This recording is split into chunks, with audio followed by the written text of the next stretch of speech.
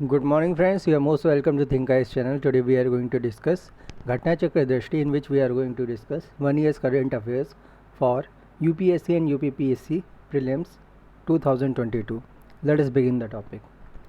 47वां G7 शिखर सम्मेलन। तो G7 summit की बात कर रहे हैं। 11 से 13 जून 2021 के मध्य यूके की अध्यक्षता में कार्बिस बे कार्नवाल यूके में 47वें G7 शिखर सम्मेलन का आयोजन किया गया। ज्ञातव्य है कि कार्नवाल इंग्लैंड के दक्षिण पश्चिम में स्थित एक क्षेत्र है। इस क्षेत्र को 6 सेल्टिक राष्ट्रों सेल्टिक नेशंस में से एक के रूप में मान्यता प्राप्त है। इस शिखर सम्मेलन का मुख्य विषय थीम बिल्ड बैक बेटर है। कार्नवाल में आयोजित G7 शिखर सम्मेलन को ISO 2121 प्रमाणन ISO 2012-1 सर्टिफिकेशन प्रदान किया गया। इस शिखर सम्मेलन में यूके ने भारत, ऑस्ट्रेलिया, साउथ कोरिया तथा साउथ अफ्रीका को मेहमान देश गेस्ट कंट्रीज़ के रूप में आमंत्रित किया था। शिखर सम्मेलन के दौरान G7 देशों ने विकासशील देशों को कोविड-19 टीकों की 870 मिलियन अतिरिक्त खुराकें प्रदान करने हेतु प्रतिबद्धता व्यक्त की। ये खुराकें पूर्व में अमेरिका एवं यूके द्वारा क्रमशः 250 मिलियन और 100 मिलियन खुराकें प्रदान करने की प्रतिबद्धता के अतिरिक्त होंगी। G7 नेताओं ने वैश्विक कर सुधारों पर एक ऐतिहासिक प्रतिबद्धता पर सहमति व्यक्त की। इस प्रतिबद्धता के तहत G7 नेता न्यूनतम 15% की दर से एक वैश्विक न्यूनतम निगम कर ग्लोबल मिनिमम कॉरपोरेट टैक्स के सिद्धांत पर सहमत हुए। बहुराष्ट्रीय कंपनियां प्रत्येक देश को जहां वे अपना व्यापार संचालित करती हैं न्यूनतम 15% की दर से कर का भुगतान करेंगी। इस शिखर सम्मेलन के दौरान G7 समूह ने चीन के belt and road initiative BRI के प्रत्युत्तर में build back better world B3W नामक एक वैश्विक बुनियादी ढांचा परियोजना का अनावरण किया। B3W पहल के माध्यम से निम्न और मध्यम आय वाले देशों में बुनियादी ढांचे के विकास हेतु आवश्यक लगभग $40 ट्रिलियन राशि उपलब्ध कराने का प्रयास किया जाएगा। ब्रिटिश प्रधानमंत्री बोरिस जॉनसन के आमंत्रण पर प्रधानमंत्री नरेंद्र मोदी ने 12 से 13 जून 2021 को वर्चुअल प्रारूप में G7 शिखर सम्मेलन के संपर्क सत्रों आउटरीच सेशंस में प्रतिभाग किया। यह दूसरा अवसर है जब प्रधानमंत्री नरेंद्र मोदी ने G7 शिखर सम्मेलन में प्रतिभाग किया। ज्ञातव्य कि वर्ष 2019 में बियारिट्ज़ फ्रांस में आयोजित G7 शिखर सम्मेलन में भारत को सद्भावना भागीदार गुडविल पार्टनर के रूप में आमंत्रित किया गया था। अब बात करते हैं अंतर्राष्ट्रीय निर्वाचन की। फिलीपीन 2022। फिलीपींस में 9 मई 2022 को हुए 17वें राष्ट्रपति चुनाव में PFP पार्टी के उम्मीदवार Ferdinand Marcos junior Bong Marcos ने कुल वैध मतों का 58.8% प्राप्त कर जीत हासिल की। तो फिलीपींस के जो चुनाव हुए 2022 के, उसमें PFP पार्टी के उम्मीदवार फर्डिनेंड मार्कोस जूनियर 7वें राष्ट्रपति चुने गए। बोंग मार्कोस भी नाम है इनका। इनको 58.8% मत मिले। हालांकि आधिकारिक मतगणना जारी रहेगी और कांग्रेस द्वारा 30 दिनों के बाद परिणामों की घोषणा की जाएगी। उन्होंने अपनी निकटतम प्रतिद्वंदी लेनी रोब्रेडो को पीछे छोड़ दिया है।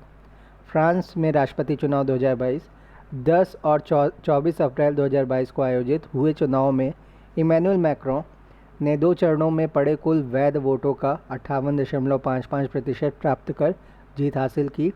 उनकी मुख्य प्रतिद्वंदी मारीन ले पेन 41.45% वोट के साथ द्वितीय स्थान पर रहीं, सेकंड पोजीशन पर। मैक्रो वर्ष 2002 में जैक्स शिराक के बाद पुनर्निर्वाचित होने वाले पहले फ्रांसीसी राष्ट्रपति बने। पाकिस्तान में सत्ता परिवर्तन। तहरीक ए इंसाफ PTI पार्टी के प्रमुख इमरान खान ने 10 अप्रैल 2022 को संसद में अविश्वास प्रस्ताव पास होने के बाद प्रधानमंत्री पद से इस्तीफा दे दिया। संसद में प्रस्तुत अविश्वास नॉन कॉन्फिडेंस मोशन अविश्वास प्रस्ताव के माध्यम से सत्ता से बाहर होने वाले इमरान पाकिस्तान के पहले प्रधानमंत्री हैं। गठबंधन के समर्थन से पाकिस्तान मुस्लिम लीग नवाज PMLN ने अध्यक्ष शहबाज शरीफ, जो भाई हैं पाकिस्तान कि मुस्लिम लीग पार्टी के अध्यक्ष नवाज शरीफ के पाकिस्तान के 23वें प्रधानमंत्री बने। कोस्टा रिका राष्ट्रपति चुनाव 2022 6 फरवरी और 3 अप्रैल 2022 को 2 दौर में आयोजित राष्ट्रपति चुनाव में रोड्रिगो चाव्स ने जीत हासिल की। प्रथम दौर में किसी उम्मीदवार द्वारा न्यूनतम 40% मत प्राप्त नहीं करने के कारण दूसरे दौर में शीर्ष 2 उम्मीदवारों पूर्व राष्ट्रपति जोस मारिया फिगुरेस तथा रोड्रिगो चाव्स के बीच रन ऑफ चुनाव हुआ। तुर्कमेनिस्तान राष्ट्रपति चुनाव 2022 12 मार्च 2022 को हुए छठे राष्ट्रपति चुनाव में सरदार बर्दी मुहामेदोव लोकतांत्रिक पार्टी ने 72.97% मतों के साथ जीत हासिल की। तुर्कमेनिस्तान के राष्ट्रपति को 7 साल के कार्यकाल के लिए ई राउंड सिस्टम की उपयोग करके चुना जाता है। हंगरी में राष्ट्रपति चुनाव 2022 10 मार्च 2022 को हंगरी में राष्ट्रपति चुनाव संपन्न हुए। इन चुनाव में कैटलीन नोवाक देश की नई राष्ट्रपति के रूप में निर्वाचित हुई। 10 मई 2022 को शपथ ग्रहण के उपरांत वे देश की प्रथम महिला राष्ट्रपति बन गईं। कैटलीन नोवाक वे 2020 से 2021 के दौरान हंगरी की परिवार मामलों की मंत्री मिनिस्टर ऑफ फैमिली अफेयर्स थी।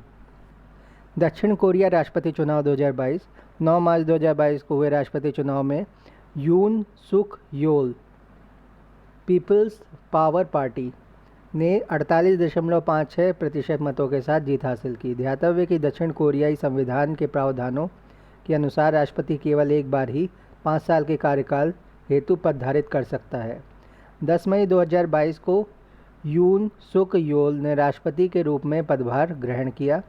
स्वीडन की पहली प्रधानमंत्री 29 नवंबर 2021 को मैग्डलेना एंडरसन को स्वीडन की पहली महिला प्रधानमंत्री के रूप में चुना गया।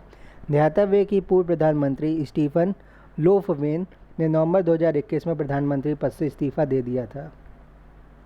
तो अब कौन है स्वीडन की नई प्रधानमंत्री, पहली महिला प्रधानमंत्री? मैग्डलेना एंडरसन। होंडुरास की पहली महिला राष्ट्रपति 28 नवंबर 2021 को होंडुरास में हुए आम चुनाव में शियोमारा कास्त्रो लिब्रे पार्टी को देश की पहली महिला राष्ट्रपति के रूप में चुना गया। 27 जनवरी 2022 को शियोमारा ने अपना पदभार ग्रहण किया। शियोमारा कास्त्रो ने कुल मतों का 51.12% मत हासिल कर जीत प्राप्त की। जापान आम चुनाव 2021 31 अक्टूबर 2021 को जापान में हुए आम चुनाव में निवर्तमान प्रधानमंत्री फ्यूमियो किशिदा के नेतृत्व में लिबरल डेमोक्रेटिक पार्टी ने कुल 465 सीटों में से 259 सीटें प्राप्त की। लिबरल डेमोक्रेटिक पार्टी एक बार फिर से सबसे बड़े पार्टी बनकर के उभरी। चुनाव में प्राप्त बहुमत के परिणाम स्वरूप फ्यूमियो किशिदा प्रधानमंत्री पद पर बने रहेंगे।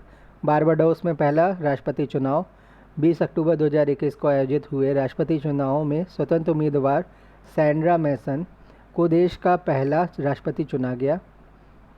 साथ ही उन्होंने बारबाडोस की पहली महिला राष्ट्रपति बनने का भी गौरव हासिल किया। उन्होंने महारानी एलिजाबेथ द्वितीय की जगह द्वीपीय देश बारबाडोस के प्रमुख के रूप में 30 नवंबर 2021 में शपथ ली। कनाडा संघीय चुनाव 2021 20 सितंबर 2021 को आयोजित हुए चुनाव में जस्टिन ट्रूडो लिबरल पार्टी ने 338 में से 160 सीटों के साथ जीत हासिल की। हालांकि 338 सीटों वाले हाउस ऑफ कॉमन्स में लिबरल पार्टी बहुमत 170 सीटें हासिल न कर सकी। 49 वर्षीय जस्टिन ट्रूडो लगातार तीसरी बार चुनाव जीतने वाला कनाडा के 8वां नेता है एवं दूसरे सबसे कम उम्र के प्रधानमंत्री बने। इस चुनाव में कुल 17 सीटें भारतवंशियों ने जीती, तो इंडियन ऑरिजिन के लोगों ने 17 सीटें जीती। मोरक्को में संसदीय चुनाव 2021 9 सितंबर 2021 को घोषित संसदीय चुनाव परिणामों में अजीज अखनौच की party national rally of independence RNI party ने 395 में से 102 सीटें हासिल की। 10 सितंबर 2021 को मोरक्को के शाह मोहम्मद 6 ने अजीज अखनौच को देश का नया प्रधानमंत्री घोषित किया। 7 अक्टूबर 2021 को अजीज अखनौच ने मोरक्को के नए प्रधानमंत्री के रूप में शपथ ली। अफ़गानिस्तान में तालिबान की धार्मिक कट्टरपंथी शासन 15 अगस्त 2021 को अफ़गानिस्तान में तालिबान ने तख्ता पलट करते हुए वहां की लोकतांत्रिक रूप से चुनी हुई सरकार को हटाकर स्वयं सत्ता प्राप्त कर ली। अफगानिस्तान के तत्कालीन राष्ट्रपति अशरफ घनी स्वयं अपना बचाव करते हुए देश छोड़कर भाग गए। इस तख्ता पलट का सबसे महत्वपूर्ण कारण था अमेरिकी सेनाओं की अफगानिस्तान से वापसी। अफगानिस्तान की तालिबानी सरकार के प्रमुख मोहम्मद हसन आखुंद चुने गए। उल्लेखनीय कि अमेरिका के पूर्व राष्ट्रपति बराक ओबामा ने अफगानिस्तान से अमेरिकी सैनिकों की वापसी की प्रक्रिया शुरू की थी, जो अगस्त 2021 में मेजर जनरल क्रिस डॉनह्यू के जाने के साथ पूर्ण हुई। इसके पहले तालिबान ने अफगानिस्तान में वर्ष 1996 से 2001 तक शासन किया था, पर उस दौरान अमेरिका और नाटो सैनिकों से अफगानिस्तान की सरजमी मुस्तैद नहीं थी। उल्लेखनीय कि अगस्त 2021 में भारत के पास एक माह के लिए संयुक्त राष्ट्र सुरक्षा परिषद की अध्यक्षता थी, यूएनओ की अध्यक्षता थी, यूएनएससी की। इस अध्यक्षता के दौरान भारत ने अमेरिका और ब्रिटेन के साथ लेकर सुरक्षा परिषद के कुल 13 देशों, रशिया और चीन इसमें शामिल नहीं है, के साथ एक प्रस्ताव 2593/2021 पारित करा लिया, जिससे तालिबान को आतंक समर्थक संगठनों की सूची से मुक्त कर दिया गया। ज़ाम्बिया में राष्ट्रपति चुनाव 2021। 12 अगस्त 2021 को राष्ट्रपति पद के लिए ज़ाम्बिया में संपन्न हुए चुनाव में united party for national development UPND united party for national development के हॉकैंड हिचिलेमा 59.02% मतों के साथ राष्ट्रपति निर्वाचित हुए। उन्होंने निवर्तमान राष्ट्रपति एडगर लुंगू पैट्रियोटिक फ्रंट को पराजित किया। तो इनकी पार्टी का नाम पैट्रियोटिक फ्रंट है, राष्ट्रपति का नाम है एडगर लुंगू। एडगर लुंगू को 38.71% मत प्राप्त हुए। ईरान में राष्ट्रपति चुनाव 2021। 3 अगस्त 2021 को अमातुल्ला सैयद इब्राहिम रईसी ने आधिकारिक तौर पर 8वें राष्ट्रपति के रूप में हसन रूहानी का स्थान लिया। तो 3 अगस्त 2021 को कौन राष्ट्रपति बना? अमातुल्ला सैयद इब्राहिम रईसी। ध्यातव्य है कि 18 जून 2021 में संपन्न हुई ईरानी राष्ट्रपति चुनाव में इब्राहिम रईसी ने 72% से अधिक मत प्राप्त की और जीत हासिल की। इब्राहिम रईसी मार्च 2019 से 1 जुलाई 2021 तक ईरान के मुख्य न्यायाधीश थे, chief justice of Iran CJI। Ethiopia 2021 आम चुनाव 21 जून 2021 और 30 सितंबर 2021 को हुए चुनाव में अबी अहमद प्रॉस्पेरिटी पार्टी पुनः इथियोपिया के प्रधानमंत्री चुने गए।